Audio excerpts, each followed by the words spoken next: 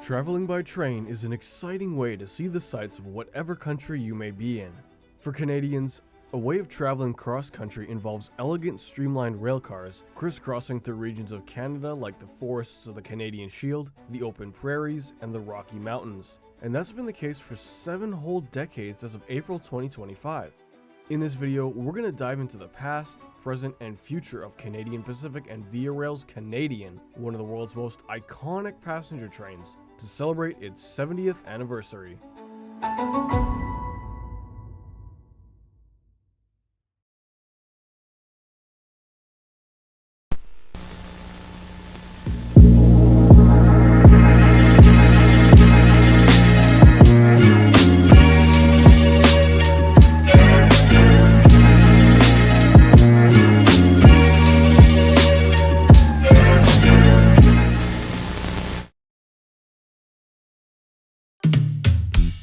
Via Rail's Canadian can technically trace its roots all the way back to June of 1899. The recently completed Transcontinental Railway, Canadian Pacific, debuted their flagship train, the Imperial Limited, running from Montreal to Vancouver.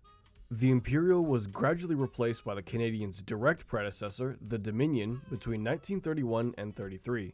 Even by then, other railroads had started changing up their styling in terms of passenger trains. While CP was using dated equipment, even for their flagship train, other railroads like the CB&Q, Seaboard Airline, Santa Fe, and the Union Pacific were upgrading to sleek, stylish, lightweight, streamlined passenger cars and new diesel locomotives. In 1953, CPR President Norris Buck Crump, wanting his company to keep up with trends, put out the order for new passenger cars built by Philadelphia's Budd Company for 18 baggage, 71 coach, 30 sleeper, 18 mid-train dome, and 18 rear-end dome cars. This totaled to a fleet of 173 that could of course replace the aging equipment on the Dominion as well as start a brand new flagship streamlined train.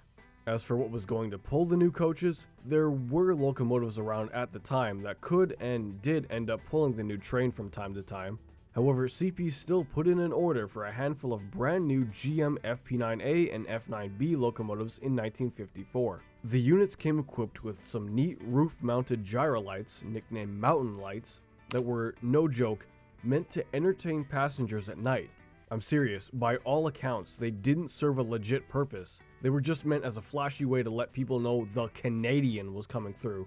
At the same time, Budd was cranking out the new railcars, which were eased into service throughout the year, and a couple were put on display in August of '54. Some quick specs to the cars: they're 85 feet long, 10 feet wide, 13 feet high for non-dome coaches, 15 for the Skyline and Park Series dome cars, weigh in at around 135,000 pounds, and can run at up to 125 miles an hour. Not on this planet though, you'd be lucky to see them going 80. The interior designing was done under contract by Harbison, Huff, Livingston & Larson, later known as H2L2, a design firm that was responsible for other iconic streamliners like the CB&Q's Burlington Zephyr. Some cars were given special types and names. The mid-train domes were called Skylines, the 2 sleeper car series were called Chateau and Manor, and the rear train domes were the Park cars. Famous artists from across Canada were commissioned to paint murals of the specific parks inside the park cars. Unnumbered Chateau cars are named after French Canadians who helped develop the country, and manors are the same, but for English Canadians. Park cars were named after provincial or national parks across the country. Dining cars were also named after public rooms inside CPR-owned hotels. Moving into the spring of 1955, the order of 173 cars was complete. CP's order was the largest Budd had ever received for stainless steel equipment. April 24th, 1955 was a normal day. However, in terms of railroading, this day marked a historical event. CPR train number 1, the Canadian, departed Montreal's Windsor Station for Vancouver on the west coast. At the same time, train 11, the Canadian, left Toronto Union Station headed into northern Ontario. You're probably thinking, wait, there's 2 Canadians? Yeah. To make the run times of both trains 1 west and 2 east shorter, the train was split or combined into 2 sections at Sudbury, Ontario, that would serve Toronto and Montreal respectively. 1 and 2 would be the Montreal sections that would hit Ottawa, while the Toronto sections were numbered 11 and 12. Going back to the predecessor train for a second, The Dominion was partially re-equipped with the new equipment starting in 1954. However, it was kicked out of the spotlight in 55, being given the train numbers 7 and 8 instead of 1 and 2. With the rise in popularity of the faster Canadian that also carried express mail, the Dominion's car count, mail contract, and subsequently ridership dwindled until it was discontinued altogether in 1967. Now that we've talked about the past and the rail cars, let's move on to the route mile by mile. More or less.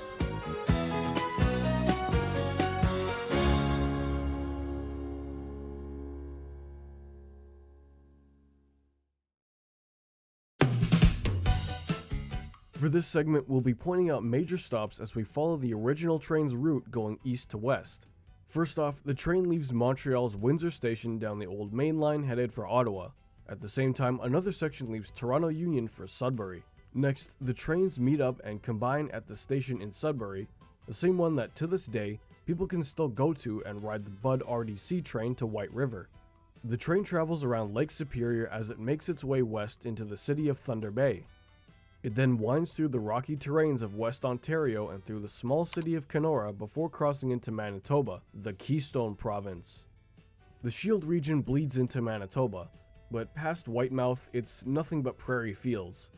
The train heads into downtown Winnipeg before hitting other major cities here like Portage and Brandon, before going into Saskatchewan. In the Prairie Province, they hit the capital city of Regina and other major stops like Moose Jaw, where passengers could meet the Soo Line train headed down to Chicago, or continue west to Swift Current and Medicine Hat in Alberta. Now, Alberta is where the scenery starts to get interesting again. You then hit the scenic stops of Canmore and of course Banff, a major tourist spot along the route. After traveling through the spiral tunnels in the Rocky Mountains, you're in BC, with stops in Revelstoke, Kamloops, of course the stops closer to the coastal city of Vancouver, like Chilliwack, Mission, Coquitlam, before finally arriving at Vancouver's waterfront station. Now, that was more or less based off a 1959 CPR passenger timetable. I'll get to a more modern route later in the video. Now, let's move on to the Canadians' history throughout the 70s, 80s, and 90s.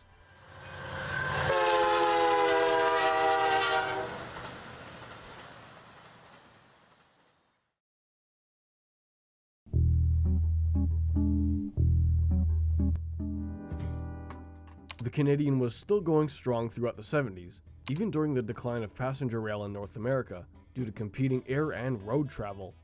The train still offered creature comforts like air conditioning and onboard food and drinks that weren't just water and a tiny bag of pretzels, and competitive pricing compared to airlines at the time.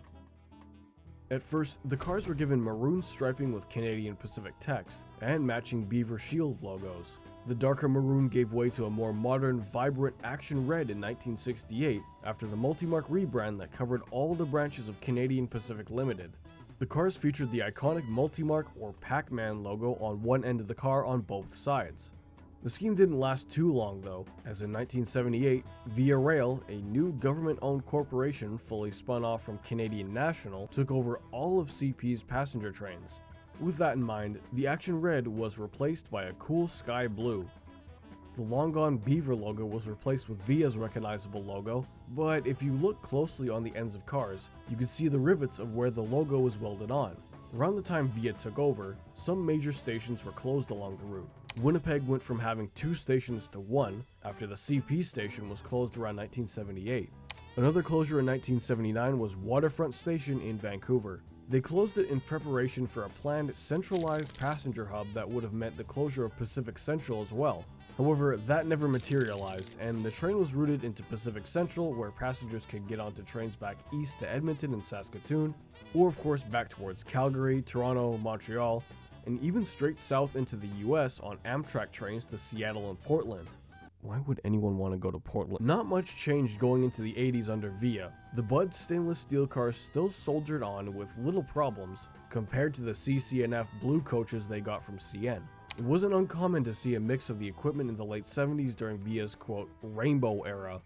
You'd still see some CP power on the train like before, but for the most part, blue and yellow paint replaced red and white for units like the FP9s and the 2 E8s inherited from CP.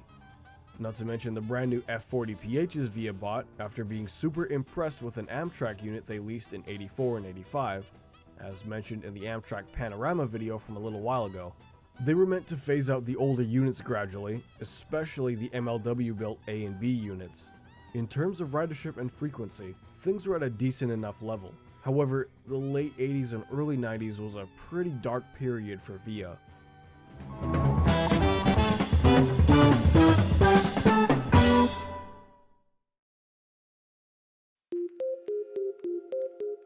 Similar to Amtrak, VIA doesn't own most of the tracks they run on. CN, at the time of the budget cuts under the Mulroney government, was still a crown corporation, so I'm sure there was some incentives to let VIA run trains along CN trackage. However, with the CP rail system, they were and still are a private corporation. CP had VIA pay a phantom tax, as Gen Alpha kids say, to use their tracks. Not to mention, CN has a bigger network and number of trains serving Canada.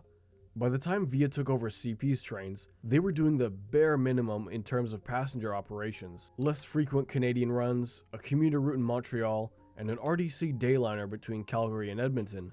It just wasn't economical to keep running trains on routes that lost even more money than others. So in January 1990, the last true Canadian ran across the network.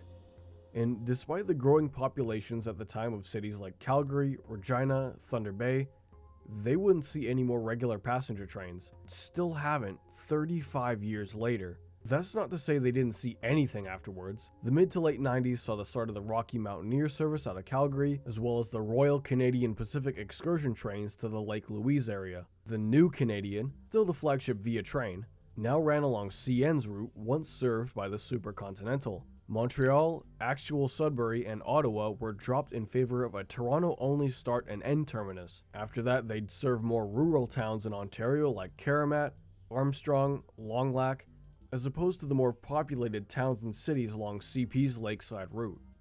Going further west, the train now serves Melville, Saskatoon, Edmonton, Jasper, and Kamloops North before heading down into Van City. The train now has a total runtime of about 95 hours, as opposed to 72 on the old route. Trains went from daily in 1989 to 3 times a week these days, leaving Toronto Sundays and Wednesdays, and Vancouver on Mondays and Fridays. The trip went from just about 2 days up to 4 days to accommodate for delays, rarely mechanical because of the surprising reliability of the Bud cars and F40s, but mostly this.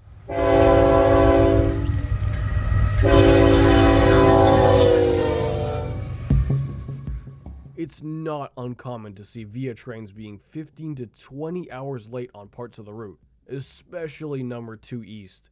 2020-2021 was a dumpster fire all around for you, for me, your grandpa, your cat, everyone. The pandemic forced the Canadian to stop running for a short period before being allowed to run between Winnipeg and Vancouver only for a while, until restrictions were lifted. Protests on CN's main lines across Ontario also disrupted service for CN Freight, VIA Passenger, and even GO commuter service.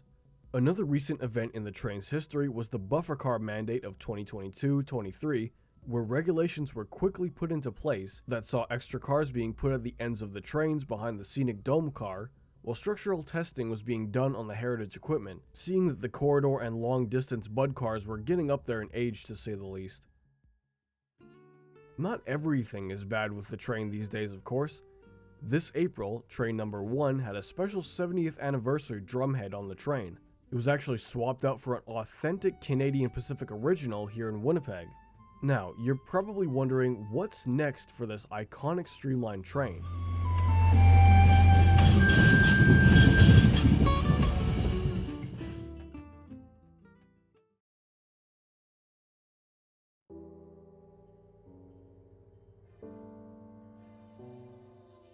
Man, it's really hard to even predict what's in store for the Canadian, or really VIA in general outside of the corridor. Every new development with them is on that blasted stretch of track. Who knows? The government could just slash their budget again and cut everything east and west to Toronto and Montreal at a moment's notice. Of course, we all know that the equipment is UNC status as of this year, and parts have been hard to come by for decades now. Not too long ago, VIA and Amtrak put in an RFQ, or request for qualification, for new equipment builders of long-distance railcars. And just last year, concept renderings surfaced of what could be upcoming replacements for the Bud cars. From the photo, they look like modified Siemens venture cars. Now, despite what some SoCal foamers may say, I don't trust Siemens at all. VIA themselves aren't too happy with the new fleet out on the Windsor corridor. The sets are unreliable and, funnier still, semi-permanently coupled. So if one car or one engine goes down, the whole set is out for maintenance. Even funnier is the fact VIA didn't opt for that at all. That was decided for them by someone at Siemens in California. Welcome back Turbotrain, I guess. Hopefully, whatever builder they choose to cook up new cars can design ones that have modern comfort and classic styling. Replacing the iconic park cars will be a very hard task. Of course, they don't really meet modern safety requirements, but they're the main reason people still ride the train in the first place. The experience of the park car is unmatched in North America, and thankfully, VIA has donated a few to museums across North America.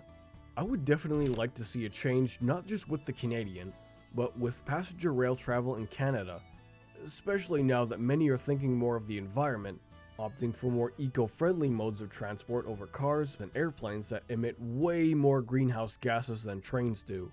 I'd like to think CP Rail wouldn't be super opposed to reinstating some VIA services along their lines. I for one think it'd help boost the economy, especially in this day and age. What for sure needs to happen right away is a switch of priority between most freight trains and passenger trains to mitigate super long delays, as well as more frequent runs of the Canadian or any longer distance trains outside the corridor to ease congestion on highways across the country, and not to mention, bring fares way down across the board. Every single person on this planet, you, me, everybody, we all love a good deal, and lower prices may draw in more customers, which in turn brings in more ridership and revenue. I'm sure the 61,000 people who ride the train annually, as of 2023, would greatly appreciate that. You know, I sound like one of those urbanist brainlets. Next I'll be saying, nationalize and electrify everything right now! No, we're good, dog, we're good. Anyways, in conclusion, the train has had a long history over the course of 70 years, and amidst route and operator changes, service cuts, and mild safety concerns, the 70-year-old Bud cars continue to prove the company's fantastic reliability through their build quality. Like I sorta said earlier, it'd be nice to see the original route be served again, seeing as Calgary, a city of 1 million plus people, pays taxes for VIA trains yet sees zero service. Otherwise, if you have the opportunity to ride the train, take it. You won't be disappointed by the food cooked by the talented chefs on board, the views you just can't see by any other mode of transport, and the people that you'll meet along the way, traveling in classic yet still accommodating stainless steel streamlined rail cars from an era where passenger rail was king. Here's to 70 more years of North America's last true streamliner, VIA Rail's Canadian.